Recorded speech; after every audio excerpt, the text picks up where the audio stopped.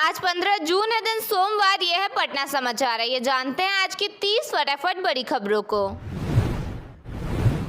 Khan sir coaching विवाद से जुड़े रोशन आनंद के भाई प्रिंस यादव की मौत का मामला सामने आया है। प्रिंस यादव का शव नेपाल के विराटनगर स्थित एक होटल में मिला। उनकी आंख पर चोट के निशान होने की बात कही जा रही है। मामले में 5 लोगों को हिरासत में लिया गया है। खान सर ने प्रिंस यादव को आरोपी बताया था। प्रिंस पर वर्ष 2021 में भी खान सर की कोचिंग पर हमले का आरोप लग चुका था।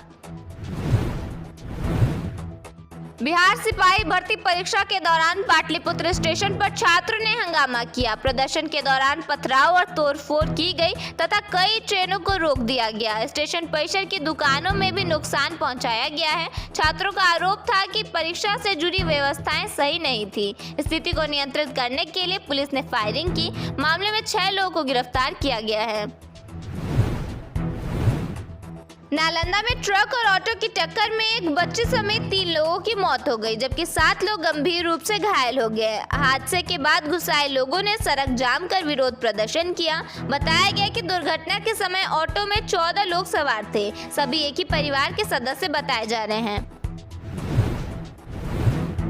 एयरफोर्स विमान हादसे में शहीद हुए दानिश को सुपुर्द-ए-खाक किया गया। इस दौरान उनकी मां ने भावुक होकर कहा कि उन्हें एक बार अपने बेटे को देख लेने दिया जाए। शहीद के पिता को तिरंगा सौंपा गया। वहीं हादसे में जान गंवाने वाले शुभम के परिजनों ने मौत के लिए सरकार को जिम्मेदार ठहराया। शहादत की सूचना मिलने के बाद गांव में शोक का माहौल छा गया। वैभव सूर्यवंशी के भाई आशीर्वाद सूर्यवंशी इन दिनों क्रिकेट की तैयारी में जुटे हैं। उनके पिता के अनुसार आशीर्वाद रोजाना 6 घंटे मैदान में अभ्यास कर रहे हैं। उन्होंने कहा कि उनका छोटा बेटा बड़ा क्रिकेटर बनेगा। 11 वर्षीय आशीर्वाद ने 2 दिन पहले ताजपुर क्रिकेट टूर्नामेंट में 87 गेंदों पर शतक लगाया था।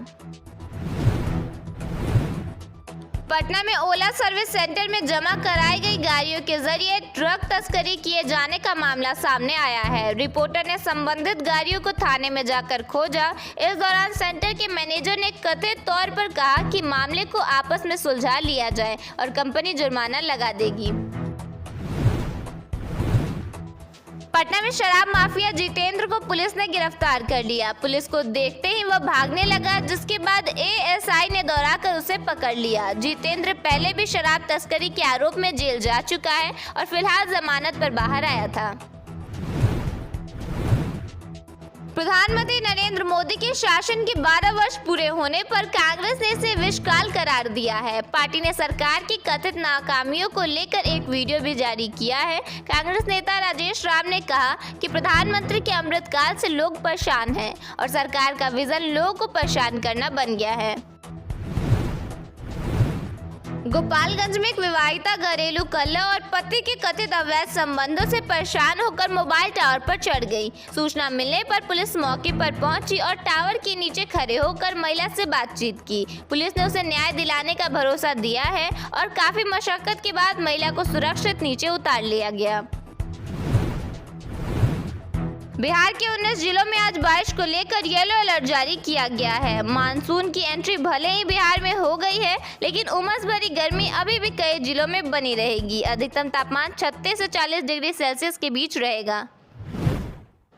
बिहार में शेखपुरा, पटना, मुजफ्फरपुर और वैशाली जैसे जिलों में सामाजिक सुरक्षा पेंशन का जीवन प्रमाणीकरण सबसे कम हुआ है। प्रमाणीकरण न होने पर लाभार्थियों की पेंशन रोकी जा रही है। राज्य सरकार द्वारा पंचायत स्तर पर विशेष शिविर लगाकर यह सत्यापन निःशुल्क किया जा रहा है। आप अपने नजदीकी वसुधा केंद्र या कॉमन सर्विस सेंटर पर जाकर भी इसे करवा सकते हैं।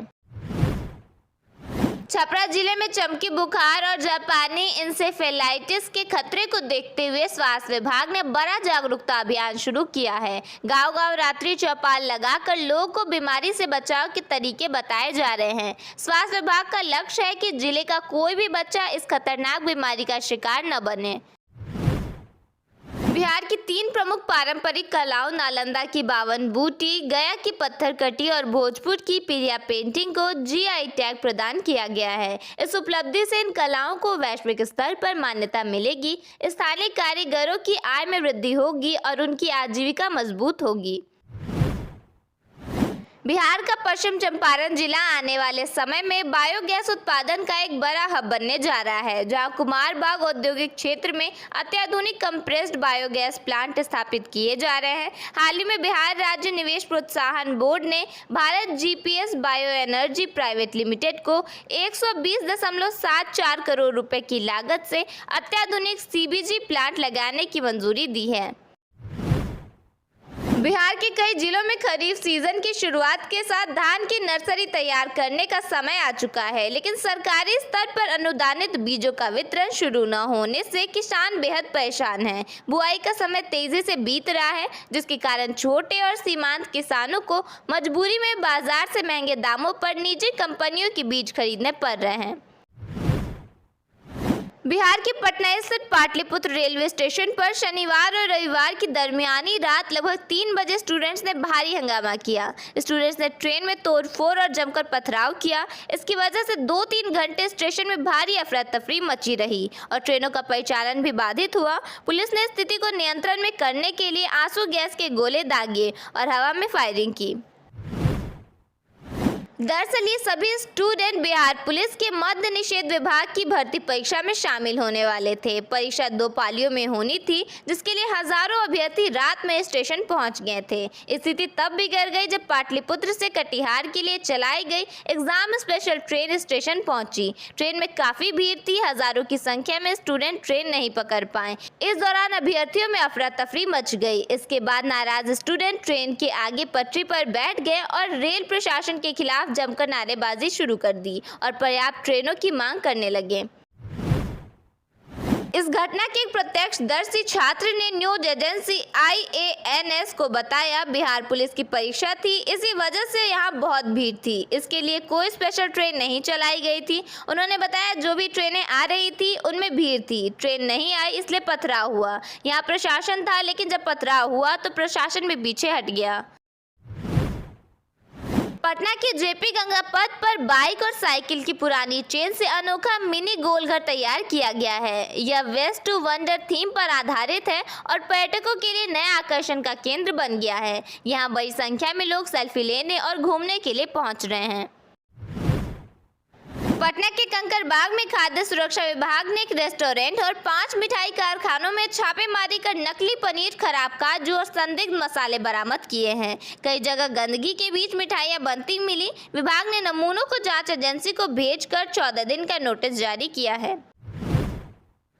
बिहार सरकार ने राज्य में विश्वामित्र पथ, गंगा अंबिका पथ और नारायणी पथ के रूप में 3 नए ग्रीनफील्ड हाईवे कॉरिडोर के निर्माण को तेज कर दिया है। ये एक्सप्रेस बक्सर को सीधे पटना और पूर्वांचल एक्सप्रेस से जोड़ेंगे। इससे उत्तर और दक्षिण बिहार के बीच सफर आसान हो जाएगा। पटना पूर्णिया ग्रीनफील्ड एक्सप्रेसवे के तहत कोसी नदी पर बनने वाले 6 लेन महासेतु की DPR प्रक्रिया तेज हो गई है। इसके लिए मैथमेटिकल मॉडर्न सर्वे के लिए NOC का अनुरोध किया गया है, जो नदी के जल स्तर और बहाव का अध्ययन करेगा।